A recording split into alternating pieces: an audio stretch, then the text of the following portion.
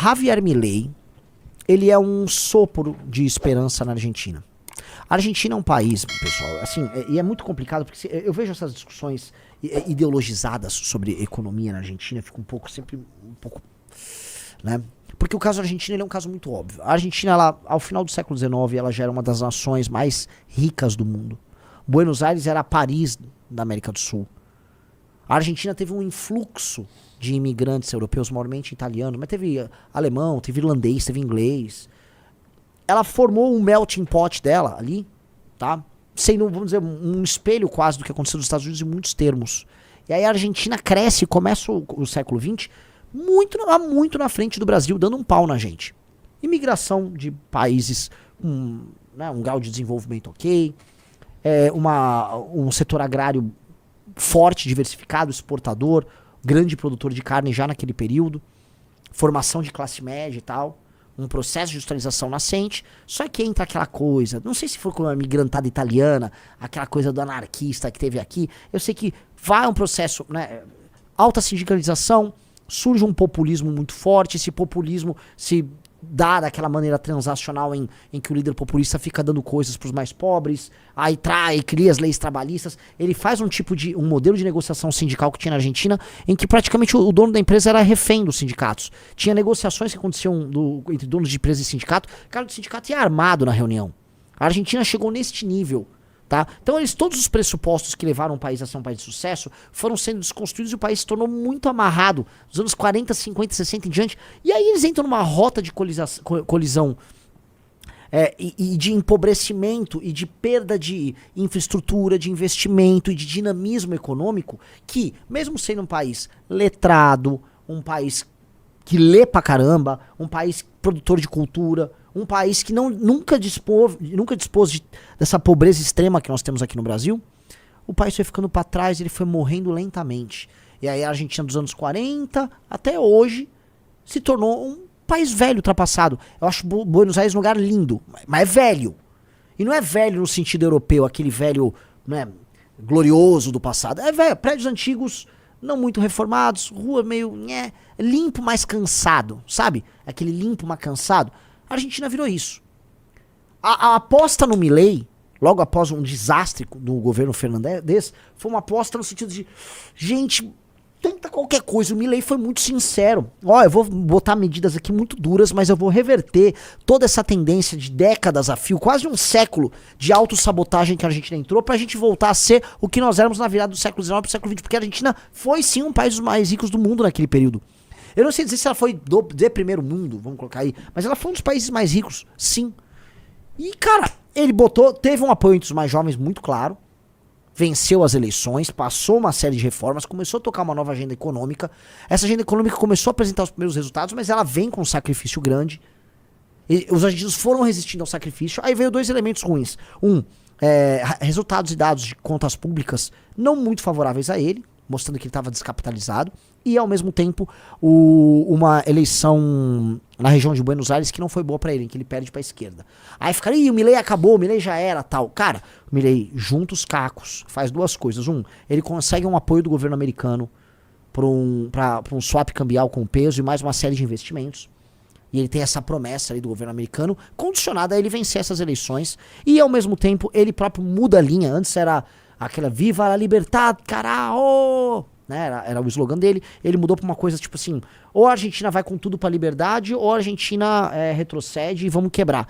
E aí ele vira o jogo e ele dá um banho nas esquerdas nessas eleições parlamentares. O partido do Macri também não vai mal, né?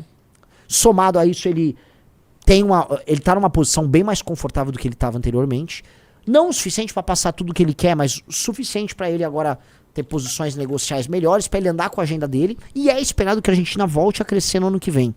Se isso acontecer, duas coisas ficam claras. A primeira está estabelecido o primeiro sistema relacional na América do Sul de parceria com o Trump. Porque o Trump sempre foi assim, você vai lá pro CPEC, tira umas fotos com ele, aparece uns vídeos, puxa o saco do Trump e em troca ele te taxa. Vamos lembrar que o Bolsonaro fez exatamente isso. Ele foi no evento com o Trump em 2019. Ô, Trump, I love you, Trump, I love you. Aí o Trump, vamos deixar eles. Acho que ele taxou o alumínio do Brasil na época. Eu falei, o quê?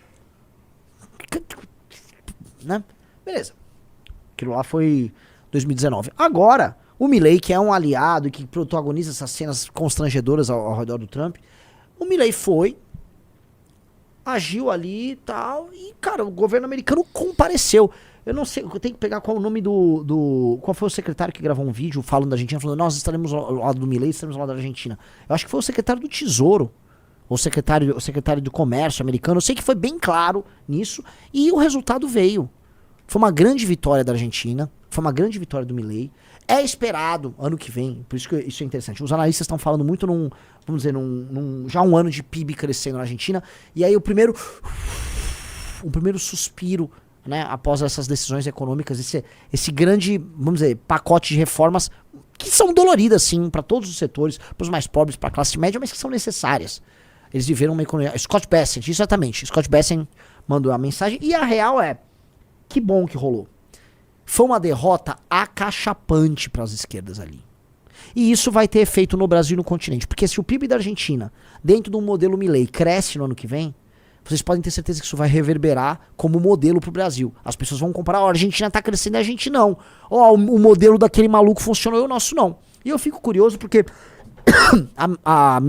vou botar aqui, a minha pré-candidatura é a única que veio a público falar que vai andar com uma agenda de reformas muito dolorosas, enfrentando privilégios no funcionalismo. Sim, vai mexer em todos os privilégios. Vai ter que mexer em renúncias fiscais. Vai ter que mexer em, por exemplo, aposentadoria ser indexada a salário mínimo. Você não pode indexar o valor de uma pessoa que recebe um benefício, mas que está parado, ao avanço de salário de quem está trabalhando. Mesma coisa com o BPC, que inclusive está estourando. O BPC só no último orçamento aumentou de 50 a 60 bi num ano. Vocês acham, é pouco como isso? É muito dinheiro. E em tese esse ano aumenta mais ainda no orçamento do ano que vem. São contas públicas colapsando. Nós vamos fazer essas reformas e isso vai dar credibilidade pro Brasil. Isso vai permitir que a gente baixe juros no Brasil. E olha só, a gente vai ter que baixar juros no Brasil e vai ter que trabalhar para ter muito investimento em capital instalado aqui, porque de nada vai adiantar diminuir os juros se a gente não tiver junto um choque de oferta.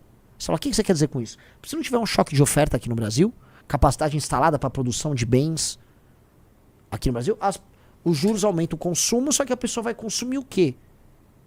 Vai ter uma pressão inflacionária. Então vai ter que ser bem feito esse processo aqui no Brasil.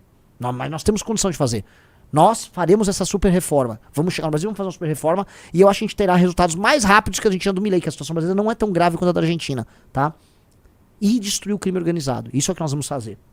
Isso precisa ser feito. Essas são as medidas duras e graves que um presidente sério tem que tomar aqui para fazer o Brasil virar um país sério. Lembrando que a Argentina já foi um dia um país desenvolvido, ou quando comparado às grandes nações do mundo, uma das principais, e hoje não é mais. O Brasil nunca foi. O Brasil nunca foi.